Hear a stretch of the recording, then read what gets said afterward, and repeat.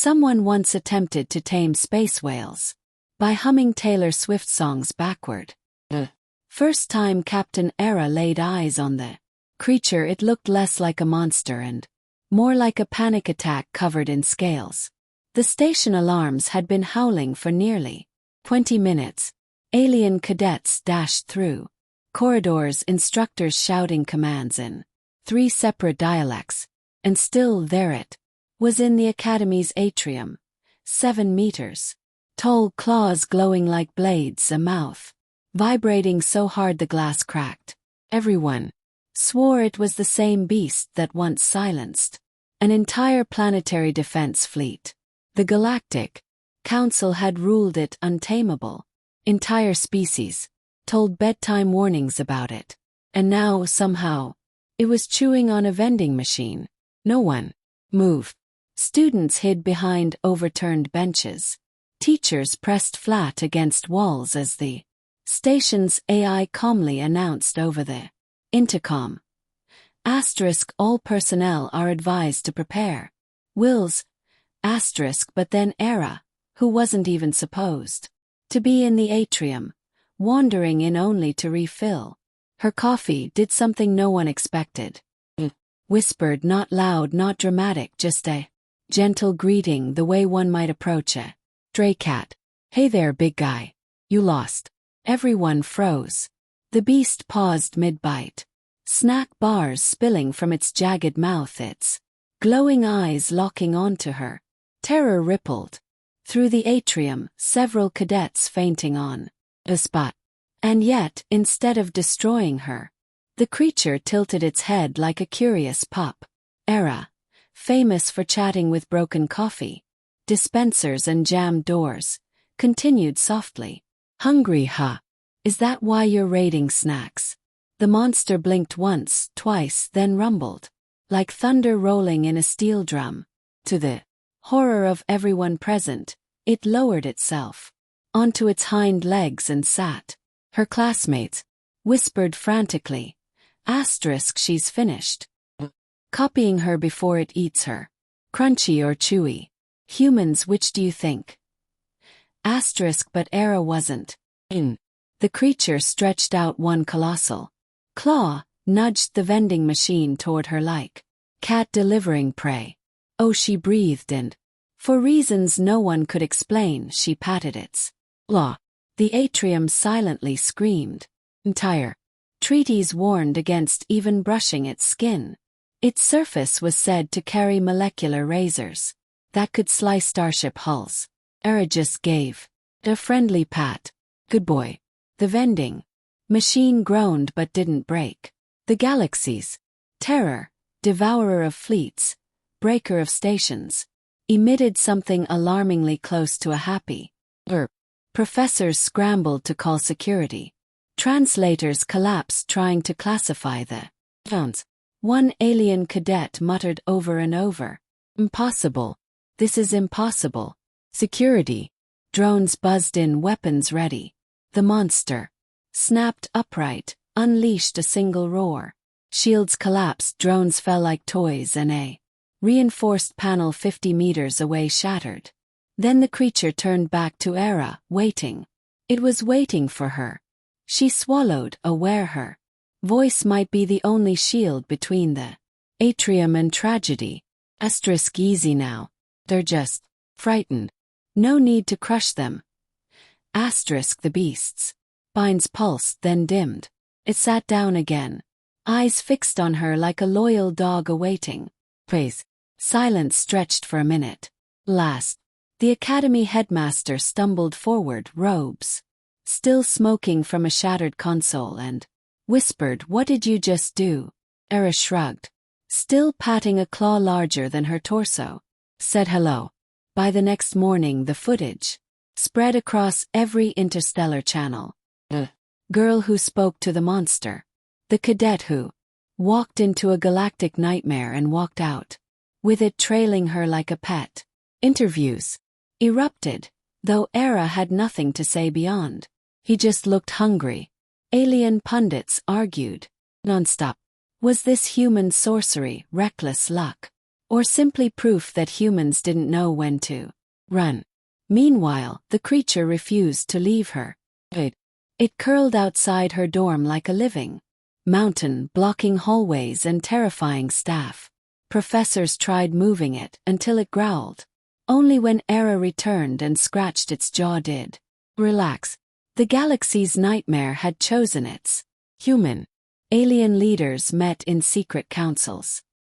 Human could calm the beast. What did it mean for humanity's place in the stars? Some feared humans had unleashed a weapon. Others thought its loyalty could fracture alliances. But Era didn't care for politics. She was too busy wondering what to feed something that thought vending machines were gourmet. She made the mistake of offering it her leftover sandwich. The creature sniffed, then devoured the sandwich, the plate, the table, and half the chair. She sighed. All right, maybe more vending machines. Soon word raced across the station. Getting near Era meant getting near the monster. Suddenly, she never struggled to find a seat at lunch. Even the most arrogant alien cadets gave her space, pretending not to stare while she idly stroked the beast's scales, its purr rumbling like an industrial reactor. Still, questions gnawed at her. Why her? Why a human? And what would happen when the galaxy's next threat appeared? Not Muncher, but something worse. The academy could no longer function normally. Lectures were interrupted by the deep rumble of the monster's breathing outside the halls. Students once proud of their telepathic sparring scores now slid to the farthest benches, heads buried in notes. The headmaster issued a new directive. Do not antagonize the human girl or her companion. Nobody objected. The beast, meanwhile, fell into routine. At dawn, it trailed behind Era like a hulking shadow as she stumbled, half asleep, toward the cafeteria. It lowered its head beside her tray until she sighed and handed over soup. The entire hall watched in frozen horror as the galaxy's nightmare daintily slurped from a bowl meant for noodles. During midday drills, when cadets were told to sprint across the gravity course, the monster glared so fiercely from the sidelines that instructors excused her. We can't risk upsetting your pet, one muttered nervously. Era protested. He isn't mine. I don't even know his name. Chaos followed. Alien tongues battled over naming rights. Scholars suggested titles like Thunderous Maw or Herald of Cataclysm. But Era, without much thought, muttered, Muncher. The beast perked up, tail smashing a podium in delight. From that moment, the galaxy's terror answered only to Muncher. Government councils argued furiously. Should archives be rewritten? Should Devourer of Fleets be replaced by Muncher? While diplomats debated, Muncher discovered belly rubs. One afternoon, when Era crouched to fix a bolt in her chair, the monster flopped onto its back, revealing an armored underbelly glowing like molten rivers. Hesitantly, she scratched it. Muncher purred so thunderously it set off the fire suppression system. From then on, half the station lived perpetually damp. But tension outside the academy sharpened. Other species saw Muncher's devotion as both danger and opportunity. Patrol fleets gathered nearby. Traders raised prices, citing monster tax. Politicians demanded Era bring Muncher to summits, hoping his presence could be weaponized. Era refused. She was a cadet, not a diplomat. Muncher, however, mistook negotiations for snack time, once devouring a decorative fountain mid-summit. Rumors spread. Could others control him? Proposals ranged from cautious trials to reckless experiments. A reptilian admiral once barked orders at Muncher, waving a staff of command. The beast yawned, curled protectively around Era, then delicately plucked the admiral up and placed him outside the airlock door, unharmed but utterly humiliated. We don't toss admirals around like toys, Era scolded. The monster's spines drooped in shame. Students whispered. It wasn't just loyalty. Muncher understood her. Not only tone but meaning. When she muttered about homework, he nudged her tablet closer.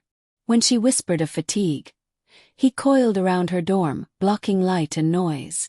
One night, homesick, she hummed a human lullaby. To her shock, Muncher resonated the tune back, walls trembling with soft, comforting echoes. She fell asleep on his side as if against a living furnace. Across the station, aliens recorded every vibration, desperate to decode the language of trust. Yet fear ruled the galaxy. Colonies drilled evacuation plans in case Muncher ever strayed. The council met once more, chambers crackling with argument. Contain, ally, or destroy. A motion passed, to separate Era from the beast for study. When she heard, Era nearly laughed. "Good luck with that," she said, watching Muncher gnaw on a fallen sign.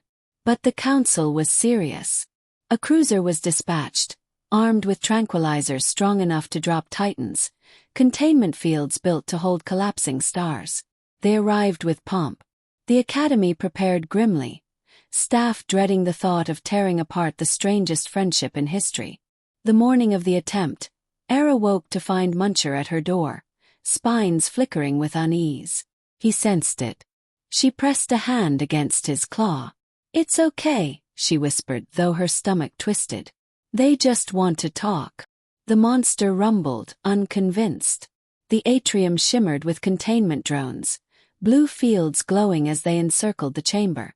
Diplomats kept their distance, amplifiers carrying their voices.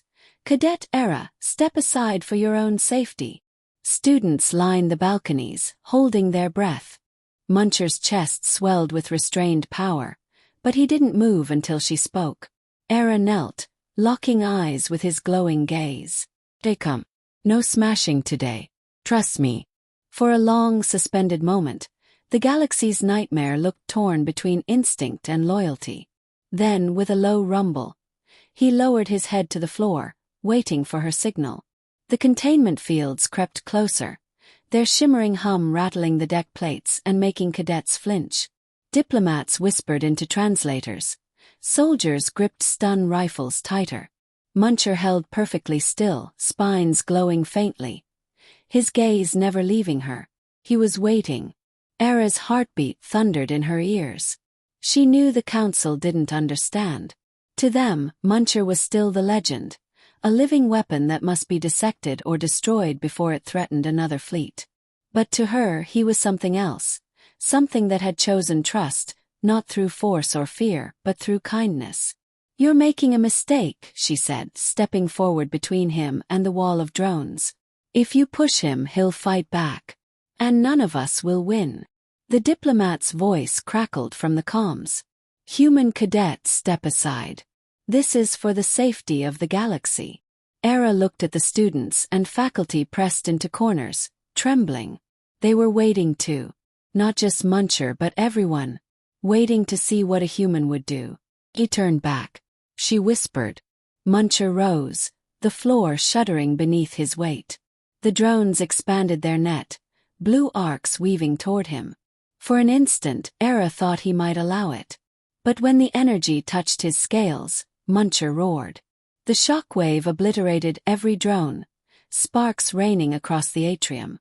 Soldiers leveled rifles, alarms blared, chaos broke loose. Yet in the center of it, Era lifted her hands. Her voice was drowned by sirens, but Muncher heard. He froze mid-swipe, claws poised inches from soldiers' helmets. Silence fell, broken only by the echo of his roar. "Look at him!" Era shouted. "He could have destroyed this station 100 times already. He hasn't. He listens. He obeys, not because I command him, but because I treat him as more than a weapon." The diplomat's projection flickered. "And what happens when you die? When your voice is gone?" Era glanced at Muncher, his eyes glowing in the ruined blue light. She drew a steady breath. "Then maybe it won't matter what species you are. Maybe he isn't waiting for a human voice. Maybe he's waiting for anyone willing to speak with respect instead of fear." The chamber rippled with uneasy murmurs. Generations of legends had painted Muncher as pure destruction, and now a cadet suggested he only needed someone to whisper. The diplomat stammered. "This is unprecedented." Era pressed on. "You can try to fight him, and you'll lose. Or you can try to understand him, and you might gain the greatest ally the galaxy has ever known. But that choice isn't his. It's ours. A heavy silence stretched. Then Muncher lowered himself again, curling protectively, his spines dimming to a calm glow. The nightmare was waiting. One soldier lowered his rifle. Then another. The atrium filled with the sound of weapons powering down. Hesitant but hopeful, the diplomat finally said, "Very well. The Council will re-evaluate its approach." Relief swept through the academy. Students whispered in disbelief. Teachers exchanged shaken smiles. Era leaned against Muncher's scales, feeling his chest rise and fall like a fortress at her back. In the days that followed, the galaxy shifted. What had once been destruction became possibility. Colonies that once drilled evacuations now sent envoys. Fleets that sharpened weapons drafted treaties. Across dozens of worlds, the phrase "speak softly" took on new meaning. Era was no longer just a cadet. She was summoned to councils, interviews, conferences. Yet she still preferred sneaking snacks to Muncher and humming lullabies at night. Some said she saved the galaxy with bravery. Others said with wisdom. Most agreed she did it with simple common sense. Muncher didn't care what anyone called it. As long as she whispered, he listened. And in the end that was enough.